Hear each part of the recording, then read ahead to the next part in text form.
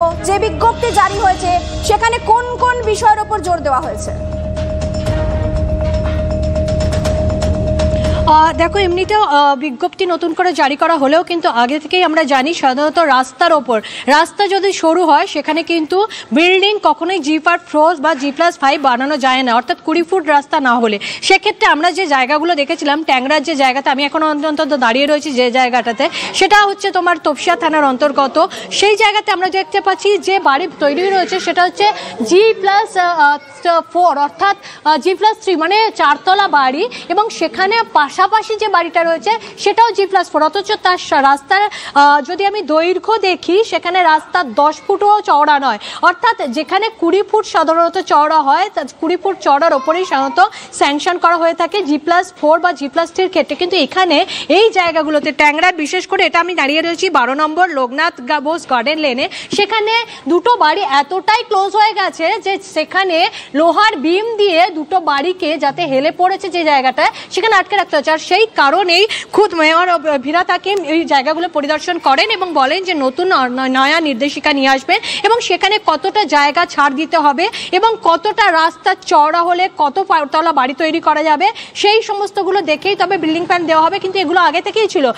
প্রশ্ন উঠছে তাহলে কি কোথাও নজরদারির অভাব ছিল? তার কারণ হচ্ছে এই যে নয়া নির্দেশিকা বলা হচ্ছে, এই নয়া নির্দেশিকা কিন্তু অনেক আগেই থেকেই ছিল আমরা জানি, কিন্তু বিভিন্ন জায়গায় দেখা যাচ্ছে সেই নির্দেশিকাগুলো পালন করা নেই। আমি যদি এই জায়গায় দেখতে পাই তাহলে কিন্তু দুটো বাড়ির মধ্যে কোথাও 4 ফুট মিনিমাম যে 4 ফুট ছাড় দেওয়ার কথা সেই 4 ফুট ছাড়ও কিন্তু দেওয়া হয়নি। যদি পুরনো নির্দেশিকা অনুযায়ীও মানা হয়ে থাকে তাহলে বোঝা যাচ্ছে যে পুরসভার যে যখন প্ল্যান স্যাংশন হয়ে থাকে বা যখন আমাদের সঙ্গে রয়েছেন বিজেপি নেতা সজল ঘোষ। সজল বাবু, আপনাকে স্বাগত জানাই।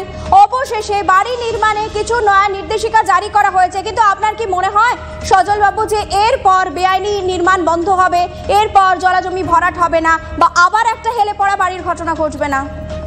আপনার মনে হয়? আমার তো মনে হয় হবে না। আপনার কি মনে হয়? আপনারও মনে হয় হবে না। আপনি জানেন সেটা সবটা সব জায়গায় বলা সম্ভব নয়, জনতাও জানে সেটা। প্রত্যেকবার যখন এর আগে যখন গার্ডেন রিচ ভেঙে পড়েছিল তখন কিছু নতুন নির্দেশিকা এসেছিল। হ্যাঁ, যখন ওই বাঘাযতীনের ঘটনা ঘটে তখন কিছু নতুন নির্দেশিকা আছে। কি নির্দেশিকা? কোন নির্দেশিকা? আপনি কোন নির্দেশিকার বলে নতুন বাড়ি আপনার যাওয়ার সময় হয়ে গেছে, নতুন বাড়ি আর তৈরি করতে পারবেন না?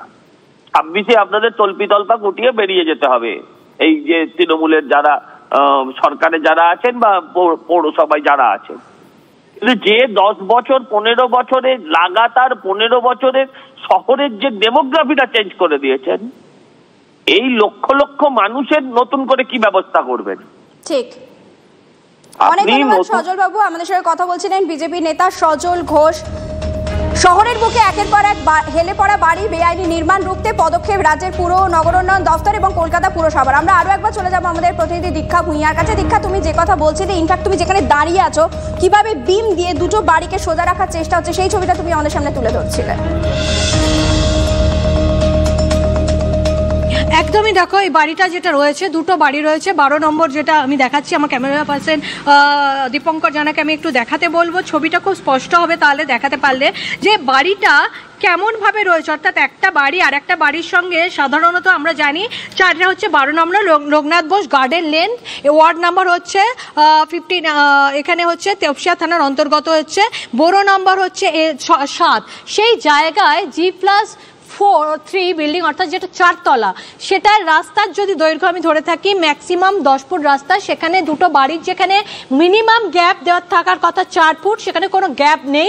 ফলে যেটা হয়েছে যে যখন একটা বাড়ির ভিত তৈরি, এবং আমরা জানি যে এখনকার ভিতও কিন্তু খুব মানে যে সেইভাবে পোক্ত ভিত হয় না, যেটা আগের নিয়ম অনুযায়ী ভিত হতো, সেই ভিত না করার ফলে যখন একটা বাড়ি হয় তখন আর একটা বাড়ি, যেটা আমরা ট্যাংরা সেদিন দেখেছিলাম ক্রিস্টোফার রোডের ক্ষেত্রে, যে একটা বাড়ি বহুদিন ধরে রয়েছে অর্থাৎ 1.5-2 বছর ধরে রয়েছে, পাশে যখন নির্মীয়মান বাড়ি তৈরি হচ্ছে তখন যেটা আগের বাড়ি ছিল সেটা হেলে পড়েছে, সেখানেও কাজ বন্ধ করে রাখার নির্দেশিকা দেওয়া হয়েছে।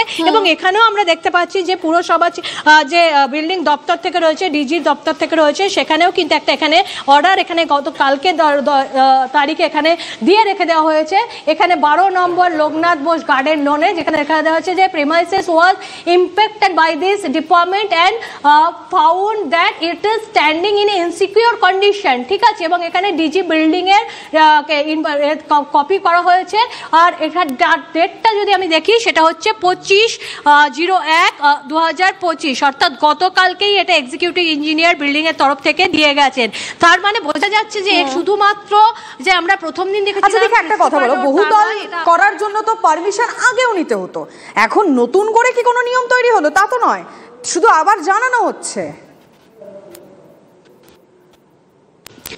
একদমই বহুতলের জন্য পারমিশন কিভাবে নিতে হবে, কত ফুট রাস্তা হলে কত প্ল্যান স্যাংশন হবে, মানে কত তলা পর্যন্ত বাড়ি তৈরি করতে পারবেন, সেই নিয়ম কিন্তু বহুদিনের নিয়ম, এটা কোনো নতুন নিয়ম নয়।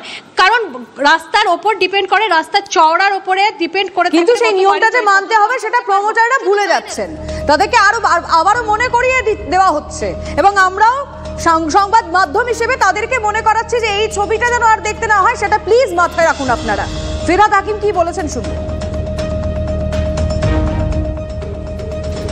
না, হেলে পড়া বাড়ি তো প্ল্যানের আগে হেলে না, হেলে পড়া বাড়ি প্ল্যানের আগে হেলে না, তাদের পাইলিং থাকে, কারণ কর্পোরেশন তো ইঞ্জিনিয়ারিং সেকশনটা দেখে না।